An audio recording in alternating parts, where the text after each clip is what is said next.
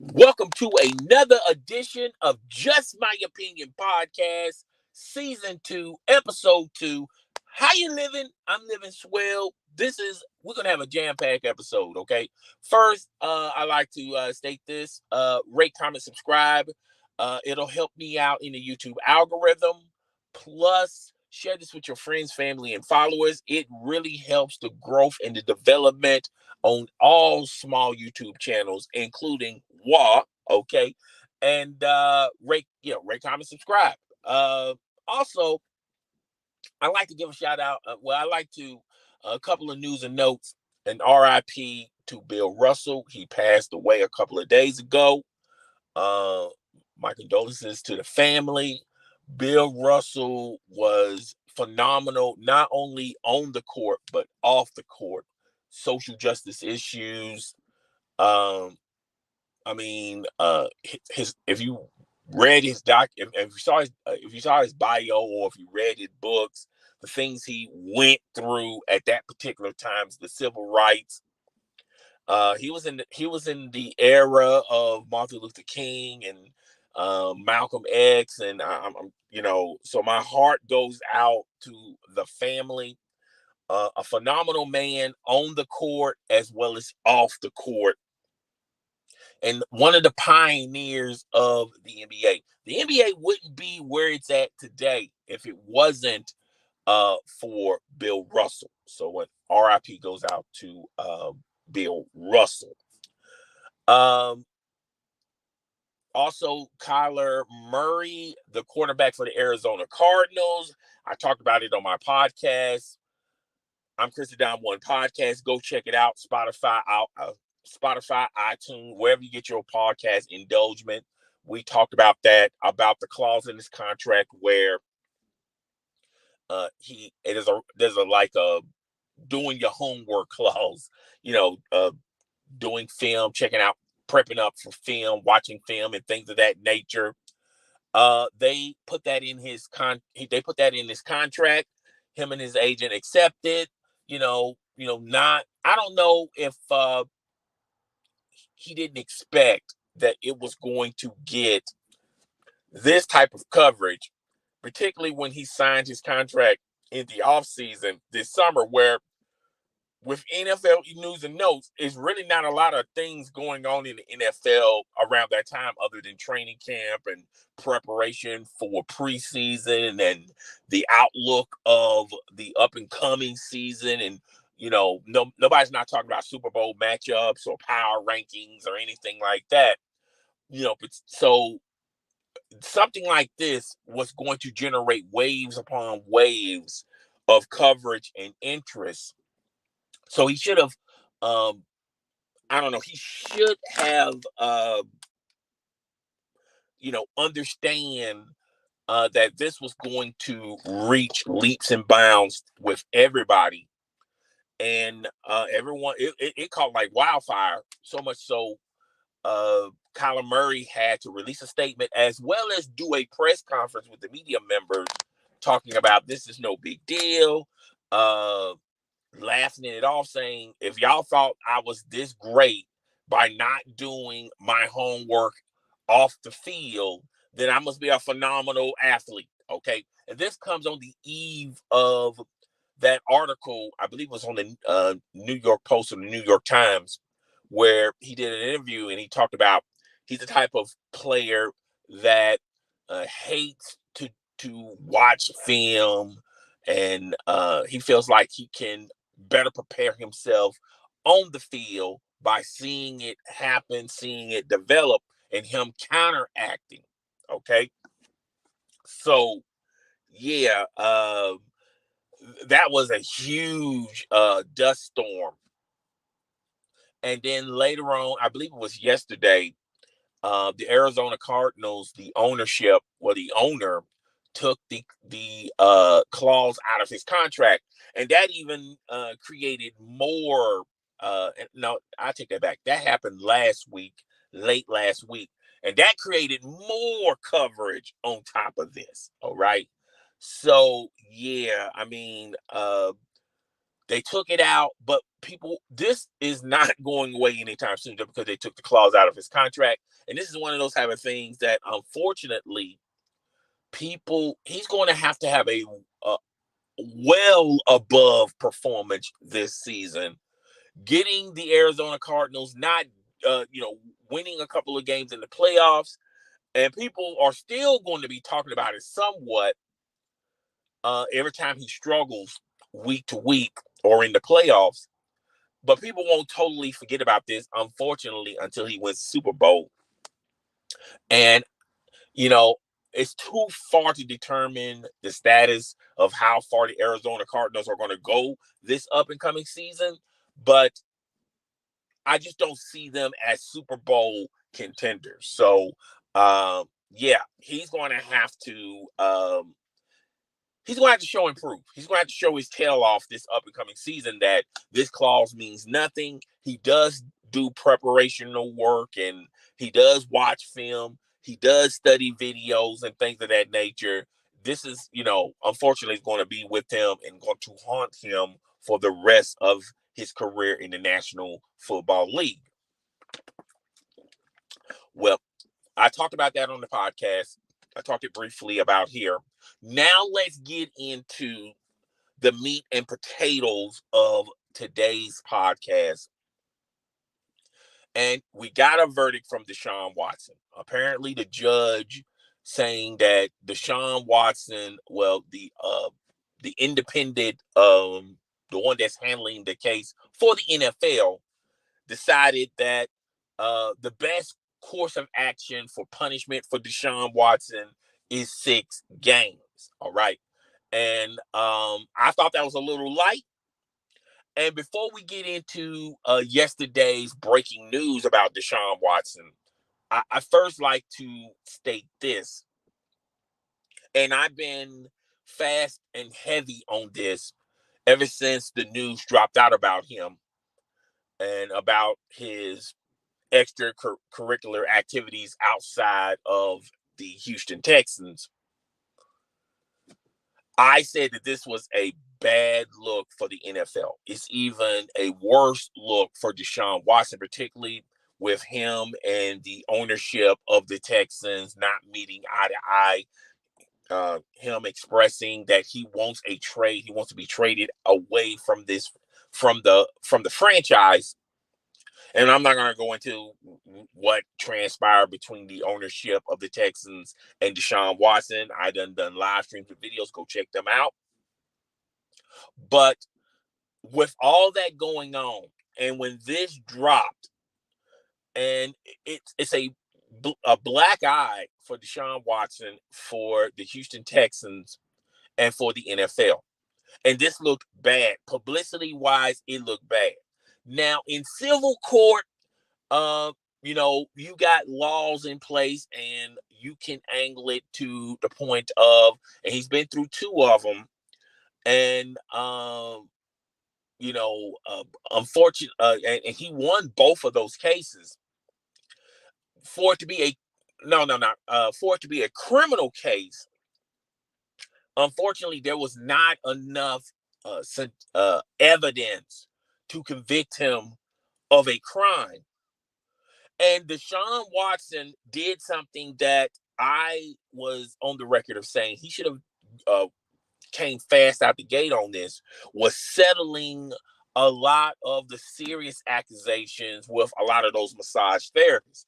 At one point, it was like 8 of them. A couple of, I want to feel like it was like a couple of years ago. It feels like decades ago. And I felt like he should have settled right then and there. And it escalated into 24 accusers. Now, I did say in a live stream and then also in a video, out of those 24, and I'm not putting judgment on any of the women that, had something going, had sexual misconduct, accusing Deshaun Watson of sexual misconduct. I'm not going to say sexual misconduct. Out of those 24 cases, one could argue, well, he couldn't be guilty on all of them. And some of the women are utilizing this as a cash grab, if you want to allude to that. But I just assumed that all 24 had some type of encounter with Deshaun Watson that was not pleasing to them. Uh, but when it was like 8 of them, when it was 8 accusers, I felt like Deshaun Watson, the best course of action for Deshaun Watson was to settle out of court. And then, I got a huge uh, out. Uh, I had a lot of people on social media as well as on this YouTube channel saying, "Well, why you want to settle out of court? You make it sound like he's already guilty." And it's not the fact that he's guilty in civil court. It's not the fact that he's guilty in criminal court, but it just does not look good in the public opinion. And the public opinion matters, particularly when the public opinion is what the NFL uh, you know gravitates to, particularly with ticket sales, with merchandise, the popularity of the league, the health of the league, particularly when you had numerous cases in the past in the NFL of domestic violence issues, the Ray Rice issue. And when you got all that, when you got that history and that bad stain on your shield, now you think you coming out from under all of that bad behavior in the past, only for it to re-show its ugly face to this year with Deshaun Watson, uh, a heavily profiled quarterback, a household name of a quarterback being accused of sexual misconduct. And that comes on the eve of Robert Kraft and his issues. He's the owner of the New England Patriots, and people don't even talk about it as much because of the recent success of the New England Patriots while Tom Brady was there. But it's a bad look all the way around for the National Football League, for the owners, for the players. Just when you think you're trying to escape this stench, somehow, some way, it rears its ugly head once again. So I felt like he should have, for public opinion, he should have settled out of court. I'm not saying he should have settled out of court because he was guilty. I'm just saying it just does not look good. Okay. And we can just go into, what if all of these accusations were false? Okay, then, if you want to take that narrative and say all these accusations are false, fine. But still, it does not look good for the brand. Definitely does not look good for Deshaun Watson on the midst of, his falling out with the Houston Texans. So let's fast forward to what transpired yesterday. This, they found that he should be suspended 6 games. I felt like it should have been 8 to a year if he would have continued to fight it, because it was a bad look. You got and at that time it was only like 8 accusers. Okay, not because there's 24. I felt like he should have been suspended uh, uh, 8 to maybe a whole calendar football season. So he already missed a football season last year, but that was in large part of, well, most of it, because him wanting to execute a trade. And what was transpiring during the this ugly matter with him and these female massage therapists. So it was a conjunction of both. It wasn't just the massage therapist. It was other things that run amok with Deshaun Watson. So I felt like Deshaun Watson should have settled out of court.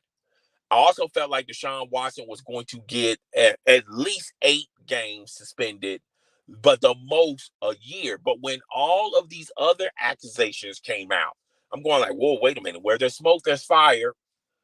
And when it reached up to 24, and particularly when Rusty Harmon made those comments about, the female massage therapist did her job, but Deshaun Watson shouldn't be criminalized because of some extracurricular activities outside of that massage session. Okay. And I felt like that was an ugly, bad look for Rusty Harmon as well as Deshaun Watson. On top of these 24, it done rose up to 24 accusers. I think it even rose up further than that. And then I said, okay, let's fall back a second.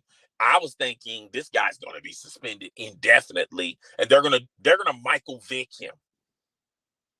They're gonna Michael Vick him out of the league, particularly with the Me Too movement. You got that movement on your neck.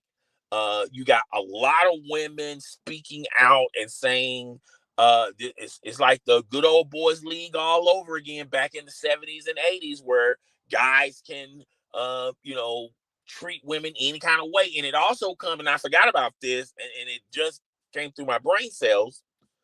Uh, the Washington Commanders and the owner over there, and with the issues with the cheerleaders. There's a lot of cheerleaders that have come forward saying that hey, they was abused as well in the National Football League, and that has not been rectified. Okay, I think Roger Goodell and the NFL is got their hands full with all these ugly matters, but now the NFL Players Union as well as Deshaun Watson and his legal team, they said whatever the independent auditor says, they're they're cool with it. Before his ruling, and his ruling was 6 games. Now Roger Goodell can go in and say, okay, I don't think that's enough.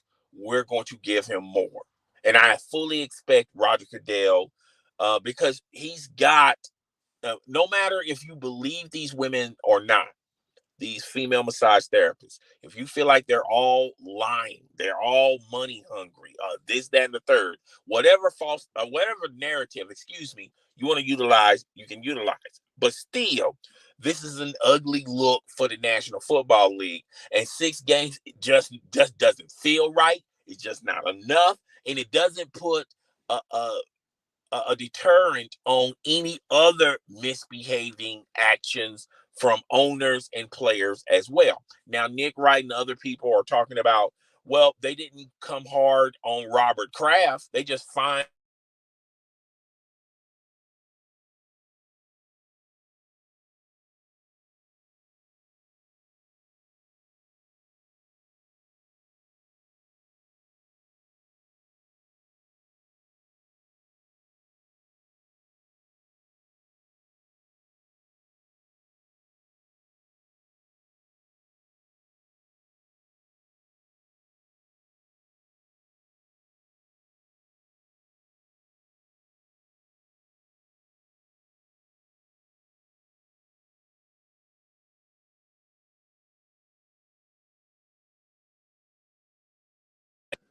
Okay, can y'all hear me?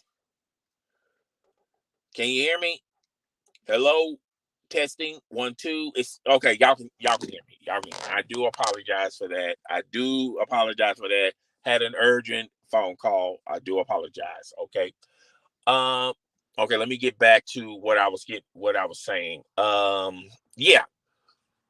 So I feel like Roger Goodell is going to rule heavily, and I feel like the least he's going to rule is 8 games and a huge fine, as well as the Texans being fined as well. Even the Texans settled out of court because they know what's ultimately going to come. And I feel like, in large part, Rusty Harmon and his legal team, as well as Deshaun Watson, they fully expect that Roger Goodell is going to lay the hammer down. And it's going to be, I feel like the least he's going to get is 8 games. But it would not surprise me if Roger Goodell uh, tries to hit a home run with this and give him a whole year.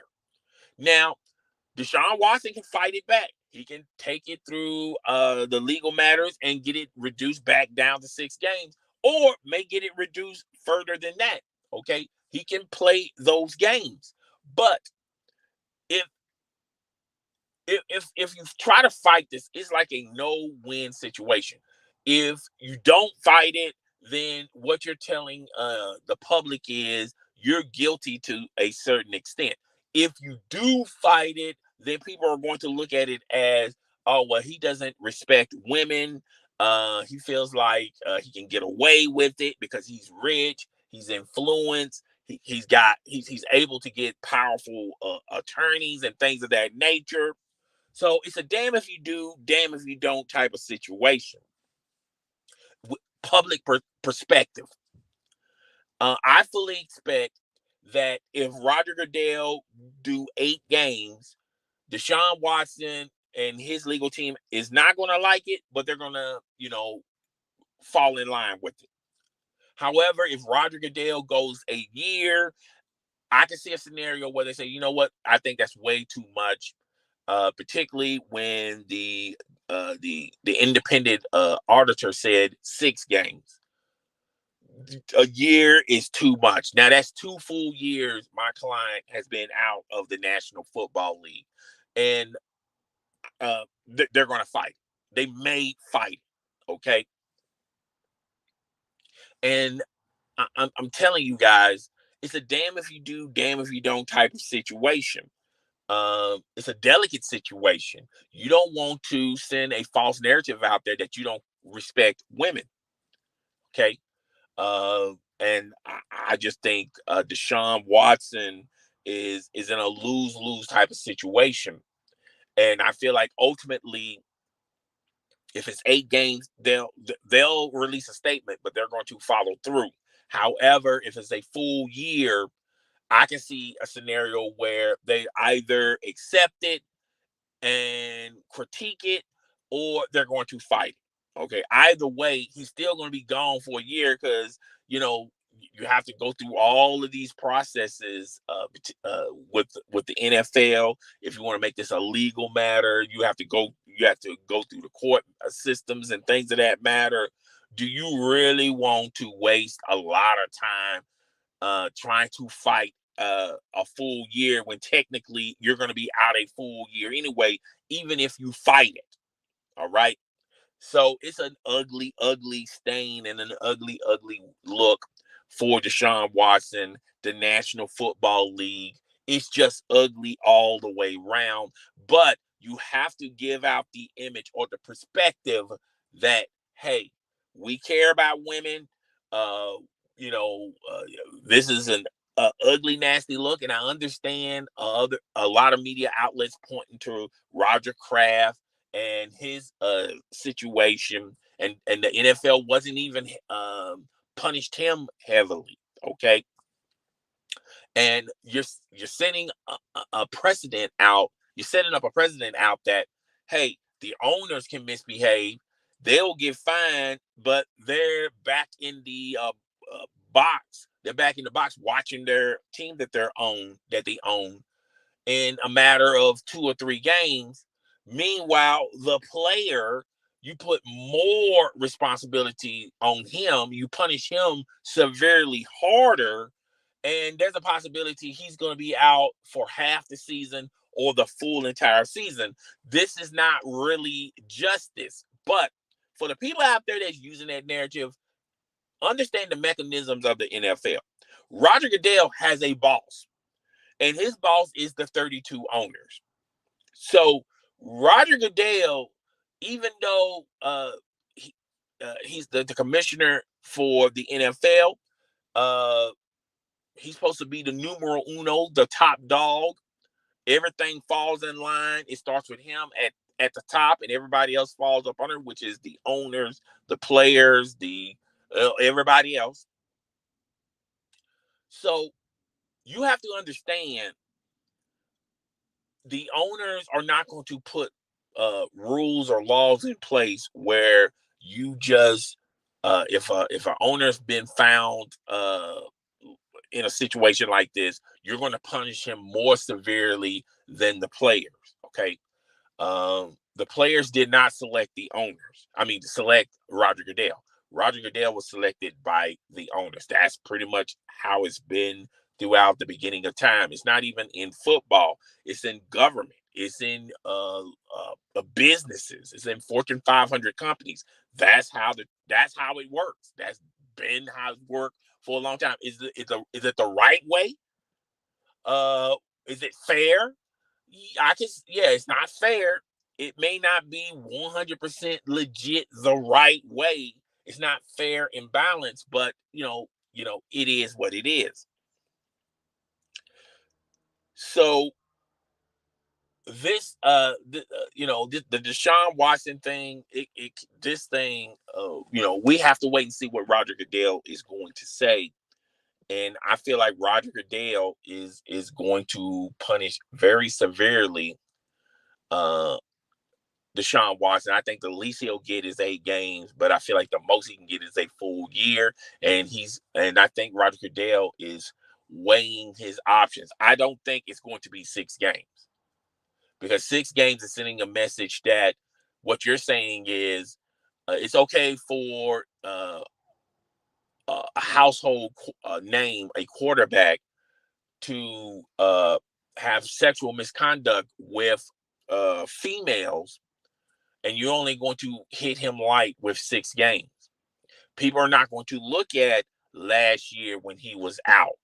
Uh, and people are going to say, yeah, he was out mostly for his involvement in this massage therapist thing, but he was also out in the early portion trying to find a new ball club. So he voluntarily was out on that level. So people are going to say, yeah, so you can't really add that to the punishment that was levied yesterday, saying, well, he's already been out, he's already did his time. People are going to use that narrative. But then let's just be fair and let's be real. Yeah, he was out because of the massage therapy situation, but he was also out trying to find another ball club.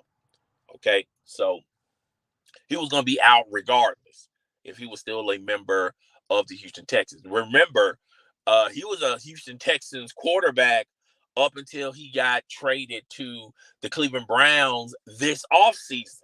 Okay, all this recently happened. Okay, before that, he was still a member of the Houston Texans. Okay, he just now, this hasn't been long ago, been traded to the Cleveland Browns, and now the Cleveland Browns got rid of Baker Mayfield. They have and I don't blame them.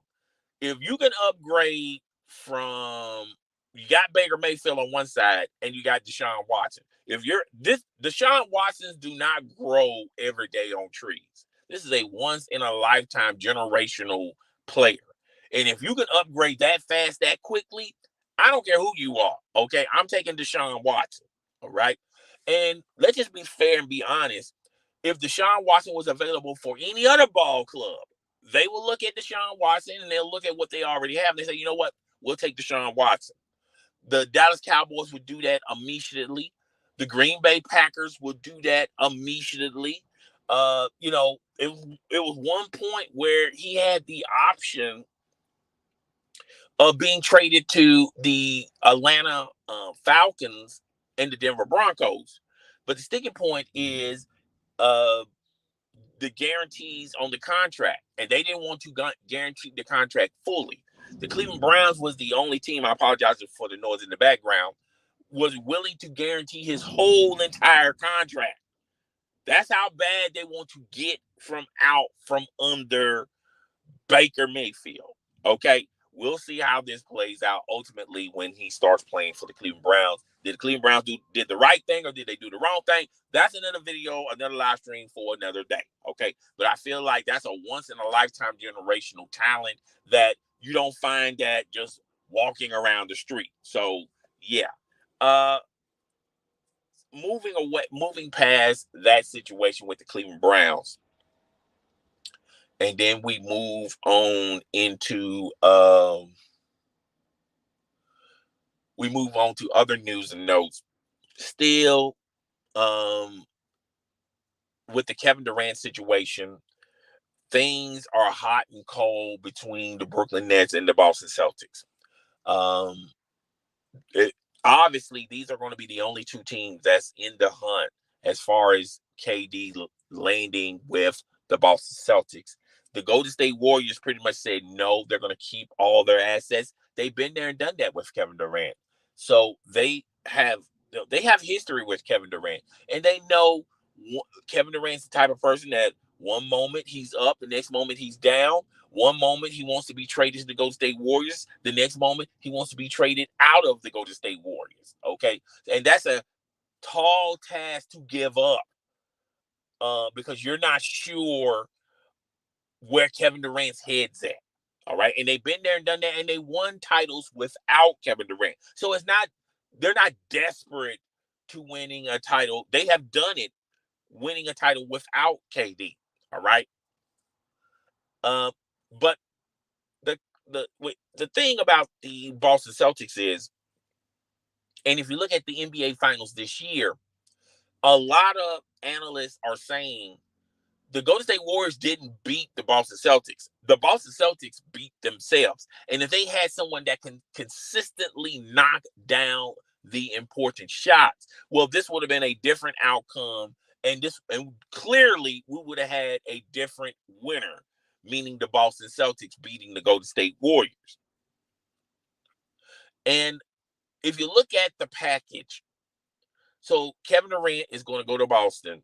In return, Boston's going to give up Jaylen Brown, Marcus Smart, another player, and draft picks. Now, some expecting they're going to give up 3 draft picks, but a lot of people feel like Brooklyn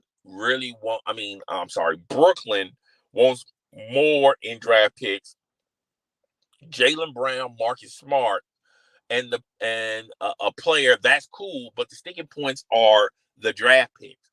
Boston is not willing to empty the cover when it comes to their draft picks. Okay, they don't want to be in a situation like the Los Angeles Lakers. The Los Angeles Lakers gave up everything: the house, the roof, the pipes, the floor, the carpet, the walls. They gave up everything for Anthony Davis. Yes, they won a title with Anthony Davis. But what have they done since then after winning that title in that shortened season? Had a break in between the season, and we was in the middle of a pandemic. And I'm not going to call it the bubble championship. They won a championship. All championships are created equal. It's just everyone forgets championships quickly. It's what have you done for me lately? And the Los Angeles Lakers are, 2 years ago, they had to play against the Phoenix Suns, and the Phoenix Suns just obliterated them. And this season, they didn't even make it to the playoffs.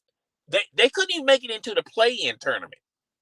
They don't have any. Well, they have 2 draft picks, but they don't have any pieces to flip to reunite. Ignite the engine. Try to get another crack at the apple again, because they don't have a lot of draft picks. They don't have no young talent. They don't mortgage all their young talent, to get to where they are right now. So they have nothing that teams want. Now you keep hearing all these NBA analysts and all these guys, these talking heads on these NBA shows like Undisputed, mostly Undisputed. You hear a lot of this junk and garbage from people on YouTube. I'm not going to say their names, but they've been, ever since they got Russell Westbrook, saying, well, teams will want Russell Westbrook's contract. You have hearing people using that narrative. Look at all that money someone can have once they get Russell Westbrook off their books. No, and I've been fast, and I've been trying to tell you guys, I've been trying to explain it. No one wants Russell Westbrook's talent, and no one wants Russell Westbrook's contract. If you look at the next off season, look at all the free agents that are going to be free agents. Okay. Most of those top tier talented players are already committed in re-signing with their former ball club. It's not going to be a bunch of let's build a super team, or let me take my talents to whatever. I feel like now more than ever, with the NBA bylaws and things of that nature, anybody can win a championship. So uh, you're going to see the Memphis Grizzlies of the world keep their core talent, because look at the Golden State Warriors. Look, they kept their core talent, and now they got 4 titles.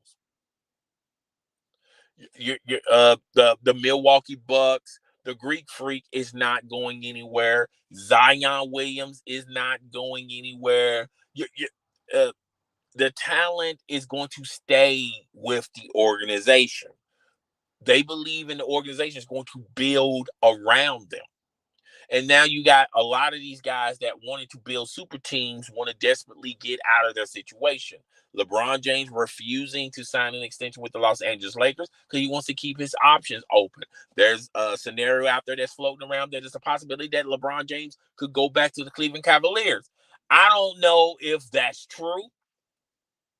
I don't know if LeBron James want that. And I don't even think Dan Gilbert is interested in that. I think that ship has sailed. That I feel like that window is shut as far as him coming back to Cleveland. All right. Not saying that he's going to poo-poo if LeBron James publicly says he wants to go back to the Cleveland Cavaliers, but I feel like low-key, I feel like that ship has run its sail, okay, from LeBron James' perspective and from Dan Gilbert's perspective. All right. It's mutual. But if you look at the Kawhi Leonards, the LeBron James, the ones that wanted to build super teams, going to another organization, the struggle has been real for them. Kevin Durant and Kyrie Irving, they wanted to build a super team with the Brooklyn Nets. All these guys are in Struggleville. Now you got Kevin Durant wanting a trade, suggesting a trade, and now sort of kindly walking it back, saying, you know what? I think my best situation as far as winning a championship or winning a title is to stay with Brooklyn. Ben Simmons is not that bad. Kyrie Irving, even though we're off and on and I can't fully depend on him, I'm going to get the very best version of Kyrie Irving because Kyrie Irving is playing for a contract. Okay, even though there's published reports that he wants to play overseas, whatever. But I feel like you're going to get the very best version of Kyrie Irving. Kyrie Irving is going to be on his very best behavior, particularly if he wants a max contract in the National Basketball Association. All right. So, but back to the Kevin Durant and the trade between Kevin Durant and the Boston Celtics. All of this news I just mentioned earlier is going to affect the status of that trade. And now, if it's true that Kevin Durant is kind of sort of walking it back and the Brooklyn Nets are unwilling to just give up on Kevin Durant because they got 4 years. He signed to the Brooklyn Nets for 4 years. So they're not desperate in giving him up, but Kevin Durant is not desperate in leaving Brooklyn. Okay. Those truths can coexist in this universe. And if it's like that, there's no pressure for Brooklyn to just give up Kevin Durant for anything. And Kevin Durant really doesn't want to bolt out of Brooklyn. Now this dynamic between the Brooklyn Nets and the Cleveland Cavaliers, who has the most pressure now? Because it seems like the Brooklyn Nets are teetering off. They're saying like, look, there's no pressure for us to get rid of him. And Kevin Durant is not even issuing no pressure. And Kevin Durant is perfectly fine coming back to the ball club. So if everything's fine and dandy on one side of the equation, and if you look at Boston, and if you look at their performance in the NBA Finals, and if they would have had that one guy that they can depend on to make that knockdown shot or be consistently not a turnover threat like Jason Tatum was, okay? If you have that one person you can depend on, that one person will be Kevin Durant. Kevin Durant does not grow on trees. You can't just walk out. You can't just walk downtown and find a Kevin Durant. This is a once in a lifetime type of generational talent. Okay. Uh, Now everything is even. Who you think got the most pressure to upgrade their roster, particularly if you look at their performance in the recent championship, the NBA Finals. And on top of that, you got all of these prognosticators, these analysts saying, really, to tell the truth, it's not like Golden State Warriors beat the Boston Celtics. If the Boston Celtics would have lowered their turnovers, and if they would have had that one key person that they can depend on, it would have been a different outcome. Really, the Boston Celtics beat the Boston Celtics. All right. When you got that spewing, who has the most pressure to upgrade their roster? I think Boston has the most pressure. And I feel like the pressure is now in their corner. And when you have a rabid fan base that wants to have a banner for the Boston Celtics, and you guys been saving draft picks, and now you got Jaylen Brown and Jason Tatum. They ran their course, and it looks like this is the best these two guys are going to be able to do. One could argue that the Boston Celtics has the most pressure to make a move. And if it means that they have to sweeten the deal by giving up more draft picks, they will do that. They already said okay to the three players. Not to mention Jaylen Brown has not been fond of his name floating around in the trade rumor mills, because his name was floated around in trade rumor mills last year. But it is what it is. We'll have to wait and see. But now the tables have turned. Okay, so I'm done for this episode of Just My Opinion Podcast, Season 2, Episode 2. I hope everyone liked it. Please rate, comment, subscribe. Help the growth and development of this channel by doing that. Also, sharing it with your friends, family, and followers. That will help as well. And I will see you guys next Tuesday morning on some more topics. And I will see you when I see you. If anything breaks this week, of course, I will have videos uploaded. I did 2 videos last week. Go check those videos out about Kyler Murray. And I think I have one on the Boston Celtics trade and Kevin Durant situation. All right. So it's your boy, the host of the most. I'm up out of here. I'll talk to you guys later. Deuces.